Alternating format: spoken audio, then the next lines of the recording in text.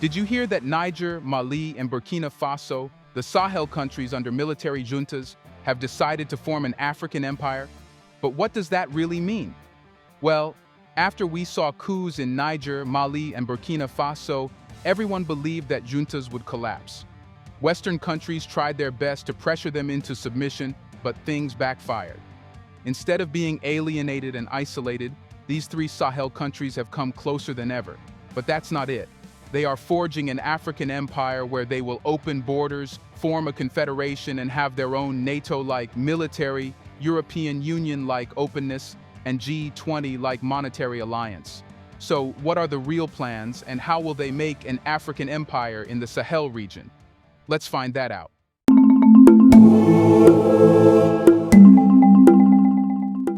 So, what has happened that has created headlines? On Saturday, the prime ministers of Niger, Burkina Faso, and Mali expressed their commitment to a shared future through an alliance that has led these three junta-led nations to distance themselves from the larger West African political bloc following their coups. However, this seems somehow a very loose statement, given that no strong African alliance free from Western influence has been established yet. But that does not mean it will never happen. Now, Niger, Mali, and Burkina Faso, having military juntas with goals of strengthening their countries instead of filling Western coffers, are showcasing how this will be done.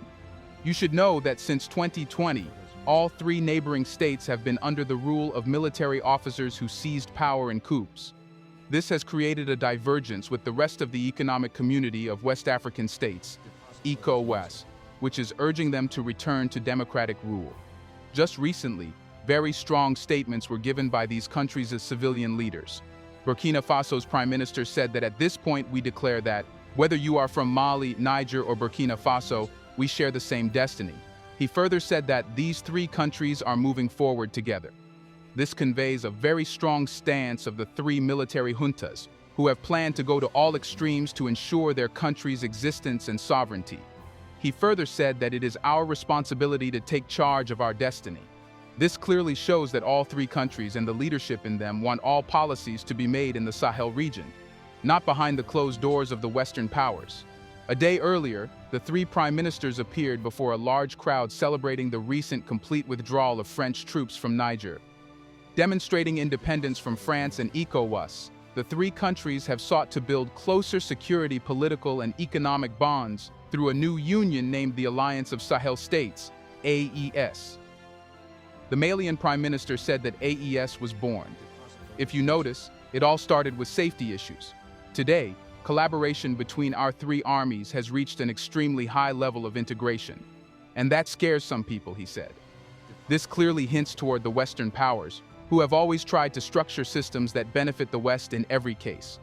Now, as the three countries have decided to move forward, excluding the West, it creates a somewhat threatening situation for the West. It's because the West has a habit of controlling African countries for decades. During colonization, European powers decided Africa's fate, and after their superficial independence, all policies that decided Africa's future were crafted by the West. But now, we are seeing resistance, something the West never saw before in such an organized form. While the countries have provided few details about the new alliance or their plans, Niger's Premier Ali Lamine Zaine stated that all future cooperation would be done trilaterally. He said that we have now decided to hold unified joint commissions for all three countries. The ideas of forging alliances always sound promising. However, real problems lie in the practical and concrete steps to materialize it. Well, for Niger, Mali, and Burkina Faso, everything is in place. Every plan has been formulated, and step by step, they are being executed with success. So, what is the G20-like alliance that the three countries are thinking about? Niger, Mali, and Burkina Faso are actively exploring the idea of establishing a political and monetary alliance, as disclosed by Niger's military leader in a televised announcement. General Abdurrahman Tiani, during an interview on Niger's RTS channel, mentioned that this initiative was a key focus of his recent visits to both countries. While not providing a specific timeline or detailed information about the project, Tiani underscored the importance of expanding their alliance beyond security into the political and monetary spheres. presently governed by military juntas that seized power in coups in 2020, these three neighboring states find themselves in conflict with the Economic Community of West African States, ECOWAS, which advocates a return to democratic rule. Should they opt to withdraw from the 8-member West African Monetary Union and introduce a new currency, it could lead to further isolation for Niger, Mali, and Burkina Faso. Termed the Alliance of Sahel States, AES, these nations have already named their joint effort. All 8 countries in the region, including the aforementioned 3, utilize the West African CFA franc, a currency pegged to the euro, criticized by some as a legacy of French colonial rule. However, in a speech, Burkina Faso's military leader, Ibrahim Traoré, shared his vision for strengthened ties with Mali and Niger, characterizing the Alliance of Sahel States as initially a defense alliance that would evolve into an economic alliance and beyond. In November, the finance ministers of the 3 states issued a joint statement recommending forming a committee of experts to explore the potential for an economic and monetary union. Additionally, they proposed the establishment of a joint stabilization fund and investment bank, among other measures. But how are Niger, Mali, and Burkina Faso forging an alliance when they are already members of the G5 force? Well, this problem has been sorted out. If these 3 countries were to form an alliance of their own, getting rid of the earlier G5 force, created under the supervision of France and the European Union, was key. Therefore, Mali, Burkina Faso, and Niger have pulled out of the G5 anti-jihadist force, raising concerns about their ability to effectively combat Islamist insurgency in the Sahel unless they repair ties with ECOWAS. But you should know that these are the concerns that are more of propaganda spread by the Western media. It's being tried to establish that without the West's support, African countries cannot fight terrorism. The Sahel region has grappled with extremism since its beginning, leading to a humanitarian crisis impacting over 24 million people due to violence against civilians. The G5 anti-jihadist force, initially consisting of Burkina Faso, Chad, Mali, Mauritania, and Niger, witnessed the exit of Mali, Burkina Faso, and Niger, significantly impacting the alliance. Burkina Faso and Niger, aligning with Mali in the withdrawal, criticized the G5 for failing to achieve its objectives and impeding their aspirations for security and development. Despite forming a new alliance called the Alliance of Sahel States, AES, in September, security expert Adib Saani expresses skepticism about its prospects for success. Saani highlights the challenges faced by these countries, already under pressure from terrorist activities, making it challenging for the new confederation to produce meaningful results. Mali is dealing with conflicts on multiple fronts. Niger is experiencing an uptick in attacks following the withdrawal of the French contingent, and Burkina Faso is grappling with retaining its territory amid heightened terrorism. Saani underscores that each country is grappling with its unique challenges, diminishing the likelihood of success for the new alliance. But despite all this, an alliance has been forged. Does this mean that whatever Niger, Mali, and Burkina Faso are doing individually was planned ahead? Well, the answer is yes. The 3 nations have cut ties with their former colonial power, France, a significant player in the G5 Sahel group. Mutaru Mumuni Mukhtar, executive director of the West Africa Center for Counter-Extremism, wasn't surprised by the stance of the 3 junta-led nations. In all 3 countries, there's a strong anti-French sentiment, and this has been growing over time, Mukhtar said. Niger has also ended its security agreements with Western nations and is increasingly turning to Russia. Niger's Foreign Affairs Ministry mentioned in a memo that the country has decided to withdraw the privileges and immunities granted under the EU military partnership mission in Niger. But what about the security in case of potential invasion? Well, they have also sorted that out. Mali, Niger, and Burkina Faso have created a NATO-style military alliance, surprising everyone in Africa, the West, and throughout the world. After NATO, no similar military alliance has been seen where if any party is invaded, all members will declare war against the invading country. However, in an effort to strengthen their collective defense against potentially armed rebellions or external threats, Mali, Burkina Faso, and Niger have formally entered into a mutual defense pact. The agreement, known as the Alliance of Sahel States, was ratified in these countries' constitutions, committing the participating nations to assist, including military support, in case of an attack on any of them. As per the terms outlined in the Charter, an assault on the sovereignty and territorial integrity of one or more contracting parties will be considered an aggression against all. The pact also mandates the three countries collaborate to prevent or resolve armed rebellions. Assimi Goïta, Mali's military leader, shared the signing of the Liptako Gourma Charter on his social media account, stating, "I have today signed with the heads of state of Burkina Faso and Niger the Liptako Gourma Charter, establishing the Alliance of Sahel States with the aim of creating a collective defense and mutual assistance framework. The Liptako Gourma region, where the borders of Mali, Burkina Faso, and Niger intersect, has experienced armed rebellion in recent years," emphasizing that this alliance would involve both military and economic efforts among the three countries. Mali's defense minister, Abdoulaye Diop, highlighted the primary focus on combating terrorism. Here's a reminder to please like and share the video and subscribe to our channel to watch more videos on Black culture, history, civilization, and identity. Let's continue now.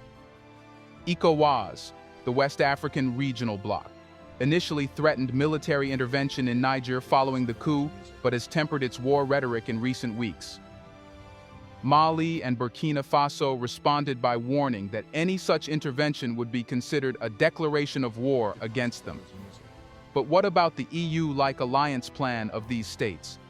During a two-day meeting in Bamako, the foreign ministers of Burkina Faso, Mali, and Niger proposed the establishment of a confederation as part of their overarching objective to unite West African neighbors into a federation. Discussions within the Alliance of Sahel States focused on delineating the functioning of the new alliance, with a specific emphasis on diplomacy, defense, and development to reinforce political and economic integration. Malian Foreign Minister Abdoulaye Diop stated that these recommendations would be presented to each head of state during an upcoming meeting in Bamako, the date of which remains unspecified. In late November, these nations' economy and finance ministers suggested the creation of a stabilization fund, an investment bank, and a committee dedicated to studying economic and monetary union.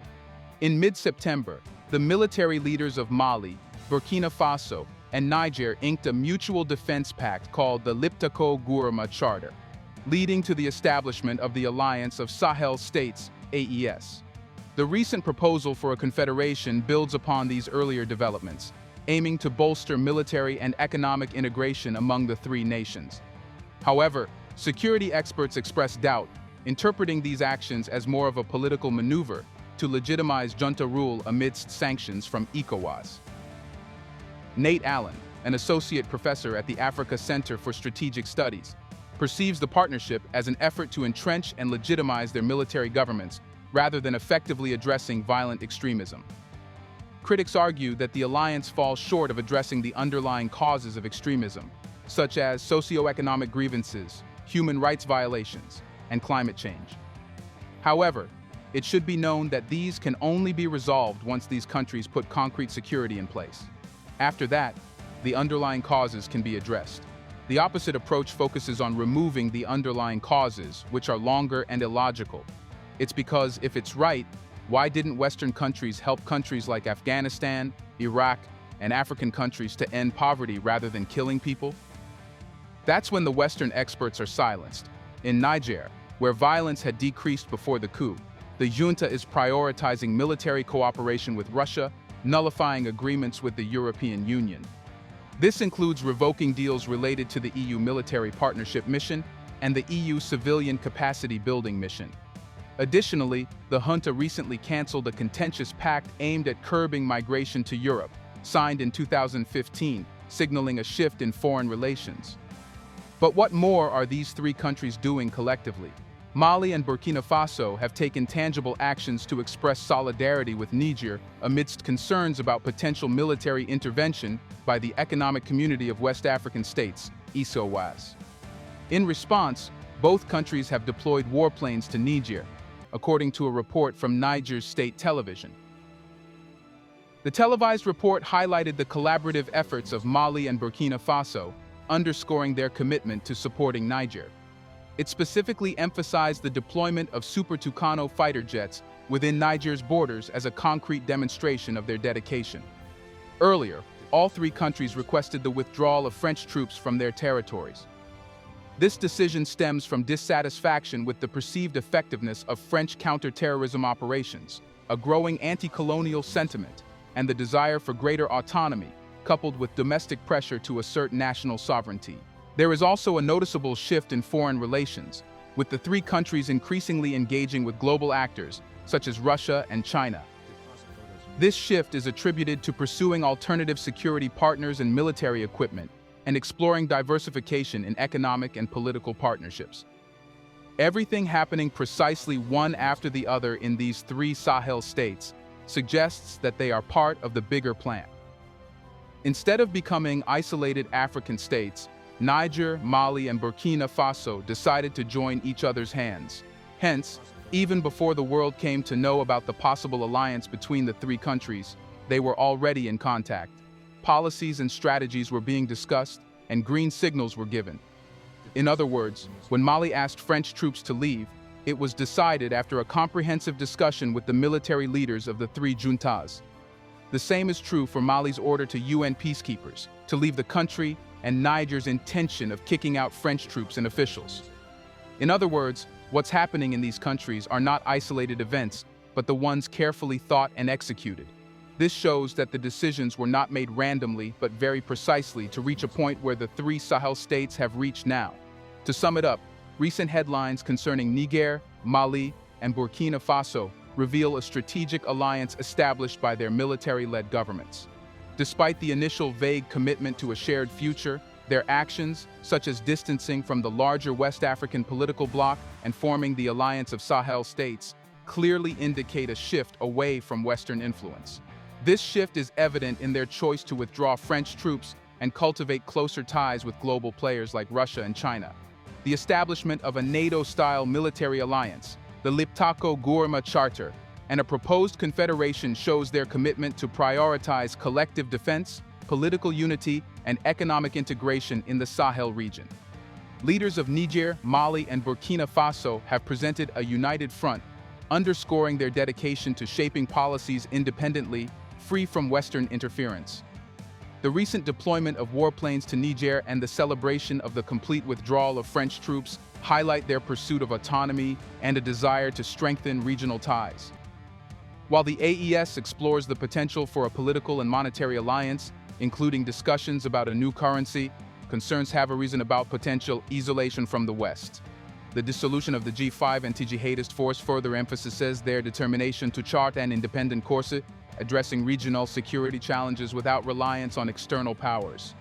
Despite skepticism and the challenges faced by these nations, the coordinated efforts of Niger, Mali, and Burkina Faso reveal a well-thought-out strategy. The establishment of joint commissions and the ratification of mutual defense pacts showcase a comprehensive approach to fostering stability, security, and economic development. As these Sahel states move forward, their decisions, including rejecting EU and Western security partnerships, demonstrate a determination to assert their sovereignty. The proposed confederation and exploration of a political and monetary union signal a long-term vision for regional collaboration and self-determination. What's more, Niger, Mali, and Burkina Faso building alliances make it clear that if African countries unite, they can achieve bigger objectives. In a manner like NATO, the creation of the Liptako-Gourma Charter and the Alliance of Sahel States by Niger, Mali, and Burkina Faso indicates a commitment to collective defense against external threats. This framework suggests that African nations can consolidate their military resources, expertise, and coordination to bolster regional security. Similarly, the EU's success in regional integration, where member states collaborate for shared prosperity, serves as a model for the proposed confederation and exploration of a political and monetary union among these Sahel states. This implies a desire for African nations to collaborate on common economic policies, currency, and political coordination, fostering economic growth and stability. in line with the G20's platform for major economies to collaborate on global economic issues, the joint efforts of Niger, Mali, and Burkina Faso to explore economic and monetary alliances, including discussions about a new currency, express aspirations for economic cooperation. This model suggests that African nations can collectively address economic challenges, negotiate trade agreements, and present a unified economic front on the global stage. It shows that African countries can distance themselves from historical dependencies and conflicts through these alliances, fostering a sense of unity and shared destiny.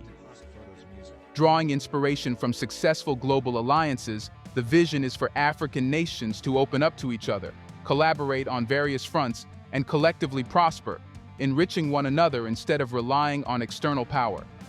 While the success of these alliances remains uncertain, proponents of this perspective believe that by adopting lessons from successful global alliances, African countries can pave the way toward a future where they collaborate, prosper, and enrich each other, incorporating the principles of cooperation seen in the EU, NATO, and G20. What do you think? Will Niger, Burkina Faso, and Mali form a powerful alliance that can be a foundation for a broader alliance of all African states? Isn't it true that these three African countries are now stronger and less likely to be dominated by the West?